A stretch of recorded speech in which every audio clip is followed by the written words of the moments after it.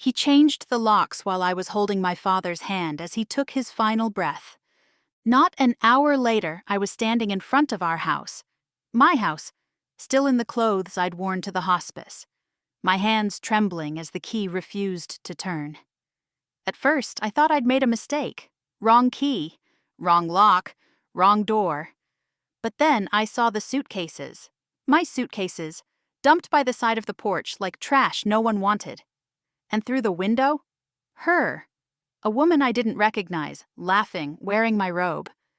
And then came his voice, smooth, cold, distant. Claire, don't make this harder than it needs to be. I just stood there, silent. It was almost funny. The man I had loved, the man I had trusted for 18 years, had waited until I was at my most vulnerable, saying goodbye to the only parent I had left, before wiping me from our life, like I was a stain on his new beginning. My phone buzzed, a text from the bank. Unusual activity detected, followed by another. Account access restricted. Then nothing. My cards stopped working an hour later. My email was locked out. I couldn't even log in to Netflix. It was as if I'd been erased. I didn't scream. I didn't cry. Not yet. I just stood there as the woman in my robe closed the curtains, and Rob, my husband, didn't even bother to look back. What he didn't know was that I hadn't come home empty-handed. 2 nights earlier, while he thought I was at the hospital, I'd stopped by the attic. My father had asked me to get something. A small velvet pouch he'd hidden years ago, before he got sick. Inside it was a USB drive, marked only with a piece of tape, and a name I hadn't heard in years. I didn't understand it at the time. But as I stood outside that house watching the lights go out one by one, I clutched that pouch in my coat pocket like it was a weapon. Because soon, it would be. I drove all night with no destination. Just the hum of the road and my father's last words playing on a loop in my head. Claire, not everyone deserves forgiveness. I hadn't understood what he meant then, but now I did. I pulled into a gas station off I-95 at sunrise. I looked like hell.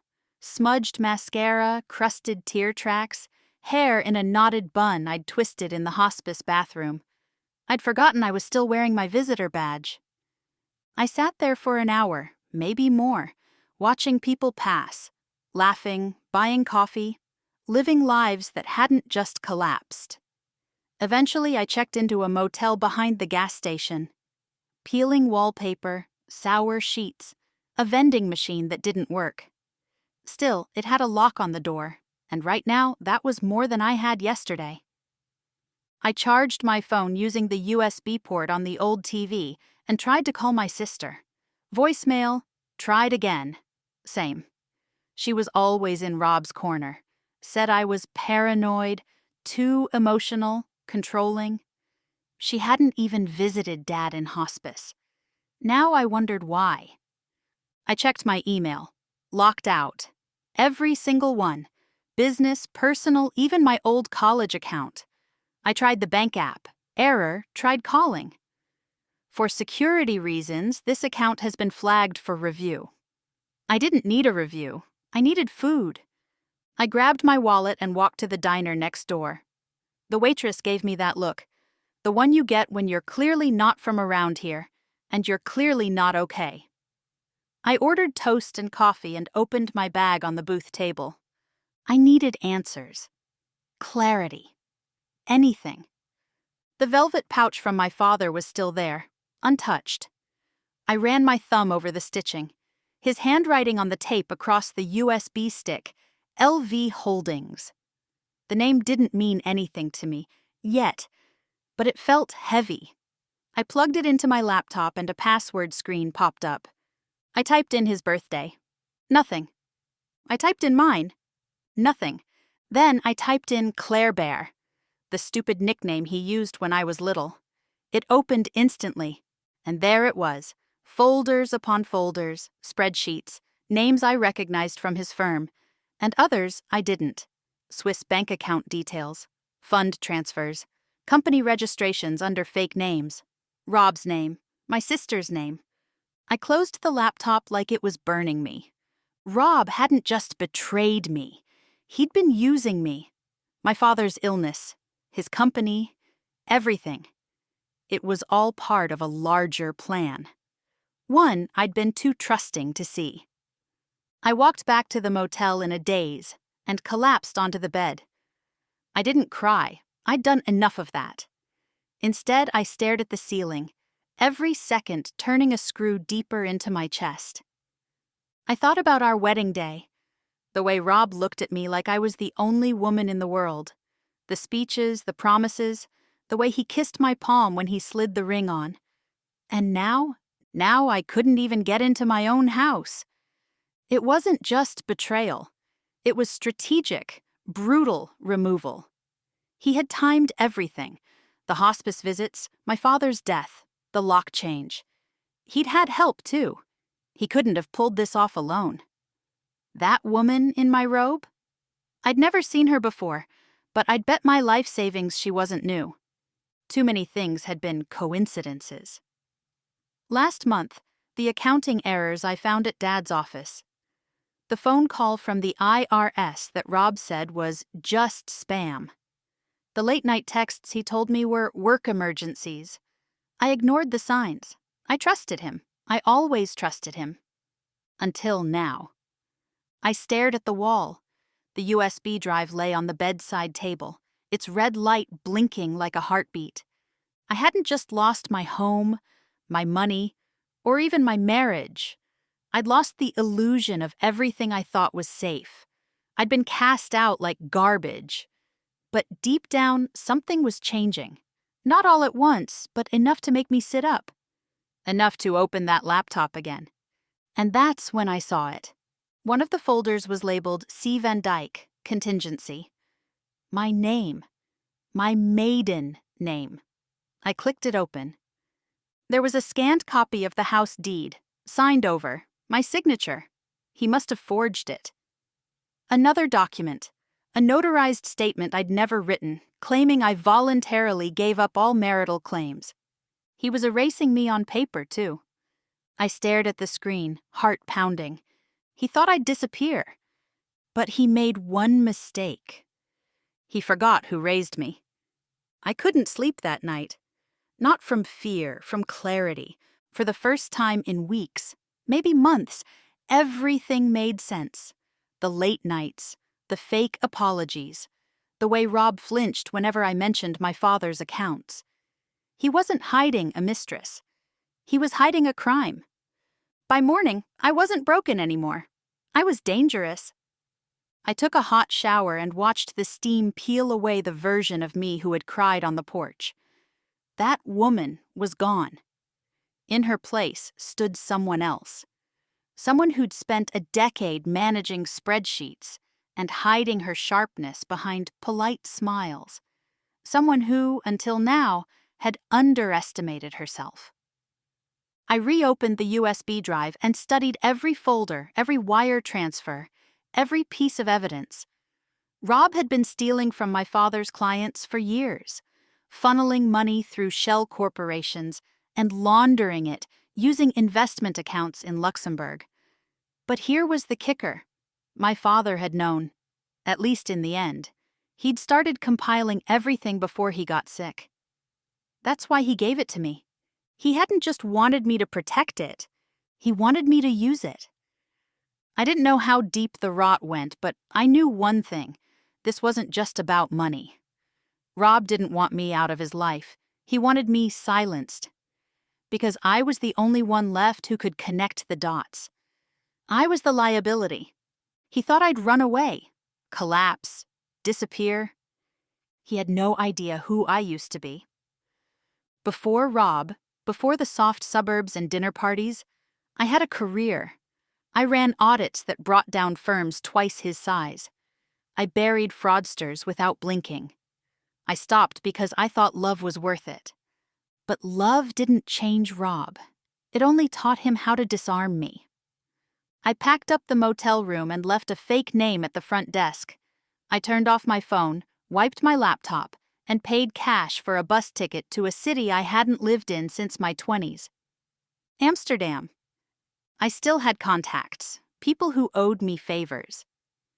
A man named Lars, Dutch cybersecurity analyst I once saved from an SEC investigation, answered my encrypted message within 2 hours.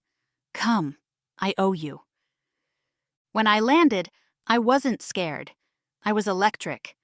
I met Lars in a quiet cafe off the canal.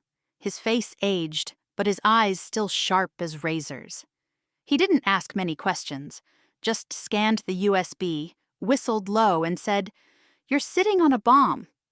"Good," I said. "I want it to blow in his face." Over the next week, we built a case. Pieced together the movement of funds, linked shell companies to Rob's name and those of his associates. Some I recognized, some I didn't. We mirrored the drive, stored backups in multiple countries, and began crafting anonymous leaks.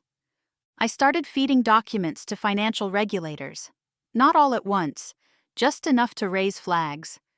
I didn't want him arrested yet. I wanted him unraveling. Lars set up alerts for every account tied to Rob. Every time he tried to move money, we'd see it. Every time he called one of his co-conspirators, we'd record it. We were everywhere he didn't expect. I changed my hair, cut it short, dyed it dark, got new clothes, new glasses, a new name. No one recognized me anymore. But I recognized myself. And that was the scariest part, because I wasn't just coming back. I was coming for everything he thought he'd taken. Lars called it controlled chaos.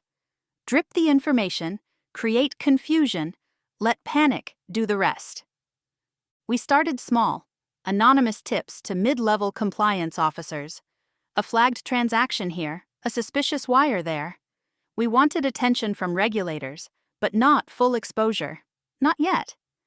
The longer Rob felt safe, the more mistakes he'd make.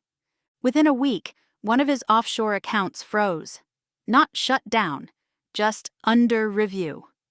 That alone was enough to rattle him. 2 days later, he attempted to transfer funds through an alternate route in the Cayman Islands. We were already there. I traced the request, linked the account to one of the companies he'd registered under a fake name, Nathan Lowell. I smiled when I saw it. His grandfather's name. Predictable. I printed out the incorporation document, circled the signature, and sent it anonymously to one of his partners, along with the subject line. Thought you should know who you're really in business with. By Thursday, that partner had filed a motion to separate assets. Rob's financial fortress had cracks now, and I was slipping through every one. I set up a new identity for myself, Annika Drost, investor and researcher. With Lars's help, I created an online presence, complete with a profile, blog posts, even staged interviews. I joined a financial networking platform and connected with some of Rob's former backers. One of them, an older investor named Spencer Callahan, was known for 2 things: vanity and vengeance. He hated surprises, but he hated betrayal even more. I arranged a meeting. He didn't recognize me, just saw a sharp, confident woman with information. I handed him a flash drive across the table. "What's this?" he asked. "Everything you need to pull out before it burns." He didn't ask for proof. Men like Spencer never did. They trusted what smelled like power. And I had it now. 3 days later, Spencer pulled his funding from Rob's newest venture, a tech startup he'd planned to use as his clean slate.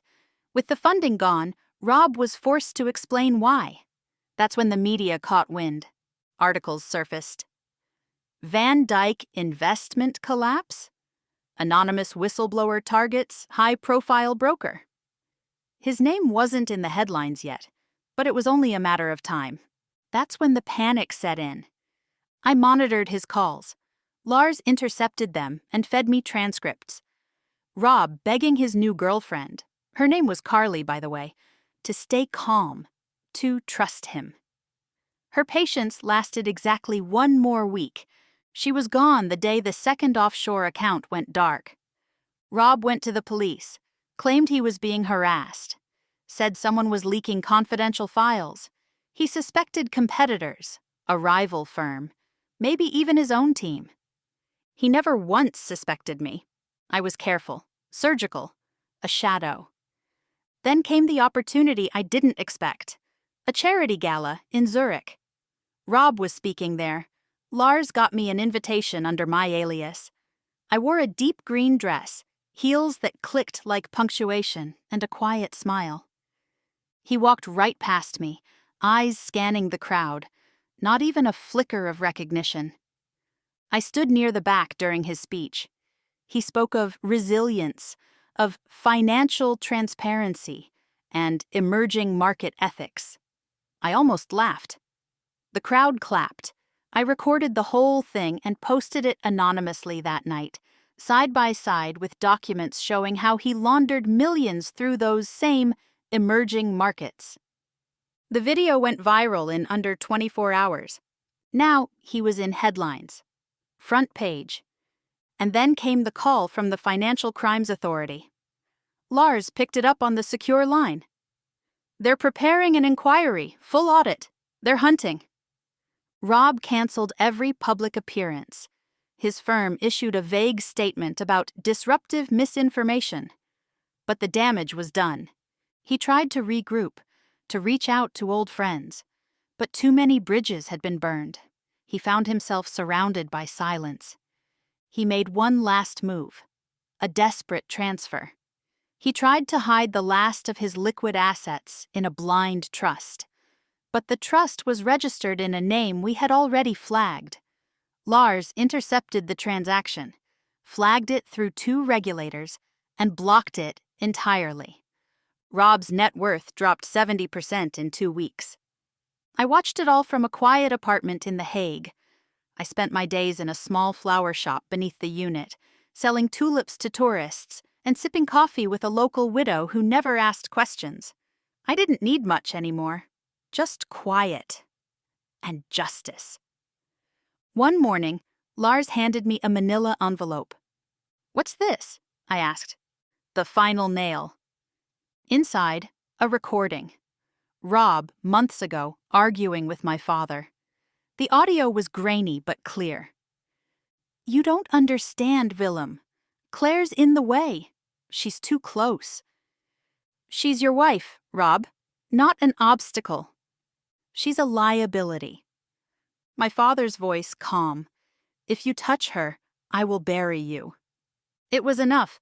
I forwarded the recording to a prosecutor in Rotterdam who'd been quietly building a case against Rob's firm. I'd met her once, years ago, at a finance conference. We had wine. She remembered me. She asked one question. "Are you sure you want to go public?" I didn't hesitate. Yes. And I was just getting started. If you've ever been betrayed like this, hit subscribe, because what comes next? You won't believe it. The indictment came on a rainy Thursday. Rob's name was printed in bold, just below the headline, "Financial Advisor under Criminal Investigation for International Fraud and Money Laundering." Photos showed him outside his office, face tight, lips thin, flanked by 2 lawyers who looked as nervous as he did. I watched it unfold from the comfort of a borrowed apartment in Geneva. Lars sat beside me, sipping espresso, scrolling through legal filings like it was Sunday gossip. He didn't gloat. He didn't need to. The fall was happening exactly as we'd planned. Rob's accounts were frozen in 4 countries. The firm he once proudly led issued a statement announcing his indefinite suspension. More quietly, several of his closest partners turned state witness within 48 hours of the indictment. No one was willing to go down with him. He went silent for days. Then he did something desperate. He called me. Not Annika, not the woman behind the mask. He called Claire. My number, an old one Lars had rerouted to a secure line. I almost didn't answer. but I did. His voice cracked on the second word. Claire. I stayed silent. I didn't know. I didn't think it would get this far. It's only just begun, I said. Look, I made mistakes. But this is beyond mistakes. This is prison. Good. He tried to catch his breath like I'd punched the air from his lungs. You don't understand. If you go through with this, they'll take everything. I'll lose my license, my assets, my life, Claire. You already lost everything, Rob. The moment you made me pack my life into a duffel bag while you played house with someone else in my robe. He was quiet. Then, what do you want? There it was, the question I'd waited months for. I want you to understand what it feels like to be powerless, to watch your world burn while everyone turns their back. I want you to feel small, forgotten. That's not justice. No, Rob. It's revenge. Justice is what happens in court. And with that, I hung up. The trial began 3 months later in Rotterdam. The courtroom was modern, sterile, filled with rows of media, former clients, and a sea of betrayed investors. I wore black. I didn't hide in the back this time. I sat front row. Rob entered through the side door, thinner, paler, tie crooked. His eyes met mine, and held there. He didn't recognize this version of me. Stronger, sharper, final. The prosecutor presented a brutal timeline: wire transfers, false investment statements, offshore accounts. They even used Rob's own emails, retrieved from a server he thought had been deleted. He squirmed in his chair when the recordings played, including the one with my father.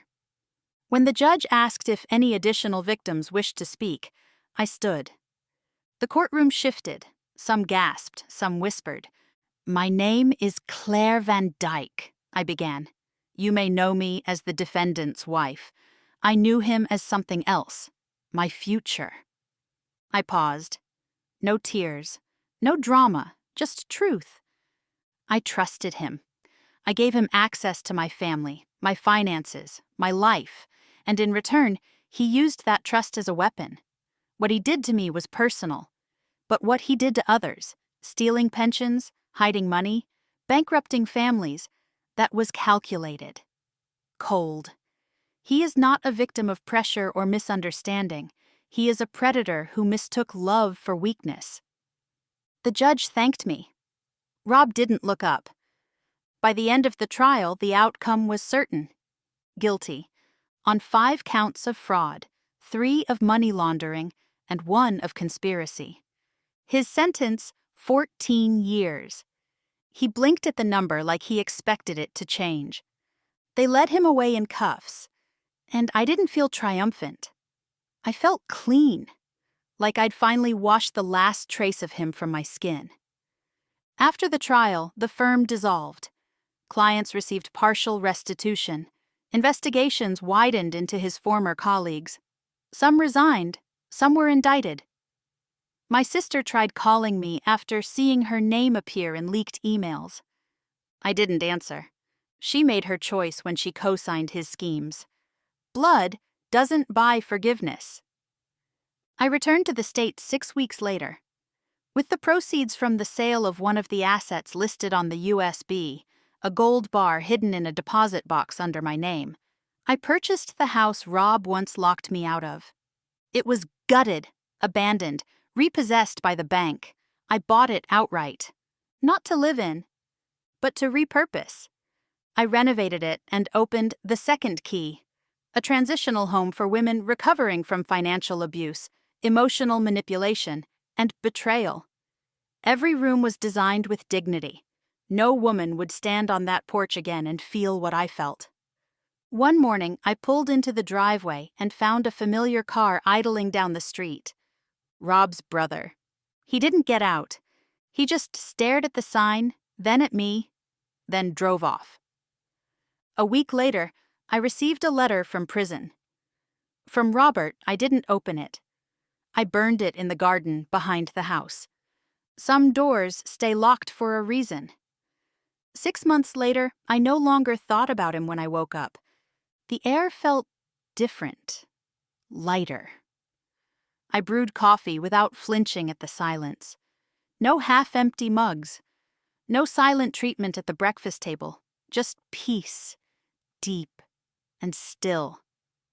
I spent my mornings walking the halls of the second key. The house was unrecognizable now. Bright paint, soft light, warmth. Where he once stood shouting in the kitchen, there was now a quiet nook filled with books and a velvet armchair. Where I once cried behind locked doors, women gathered to share stories, laugh, and build again. One afternoon, a woman named Naomi moved in with her teenage daughter. Her husband had drained her accounts and left without a word.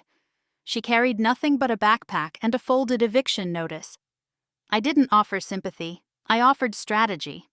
Within weeks, Naomi had a job and a bank account no one else could touch. That was the real revenge, not the courtroom, not the headlines. This. Rebuilding what he tried to destroy, using his money. I never told the women where the funds came from. They didn't need to know. It wasn't about him. It never really was. I took a trip that spring, one I'd promised myself I would take after my father passed. I scattered his ashes along the cliffs in Ireland where he once took me as a child. I whispered thank you as the wind carried him out. For everything. For the ledger, the pouch, the warning. For trusting me to finish what he couldn't. I rented a small place near the coast and stayed for a week. No internet, no calls, just sea air and silence. That's where the final letter reached me. Not from Rob. He'd stopped trying after I burned the last one. This one came from the Dutch prosecutor. It simply read, "Closure complete. Case sealed. No further action required." No request, no signature, just facts. It was over. I folded the letter and placed it in my father's old velvet pouch, the one that had once held the USB drive. The last piece of the story. I zipped it up and locked it in the safe inside the second key. One last secret. One evening, just before closing, I walked out front and found a man standing at the gate. He looked lost, broken. He held a photo in his hand, of his sister, someone who had gone through something similar. He didn't ask for help. He just stood there, unsure. I walked up, took the photo from him and said, "We have space." He blinked, then nodded. As he followed me inside, I glanced back at the gate, the same gate I'd once stood behind, humiliated and forgotten. Now it was open. For others, not for him. He thought locking me out would end me, but it only taught me how to build a door no one could shut in my face again. And you? What would you do if someone tried to erase your entire life? Let me know.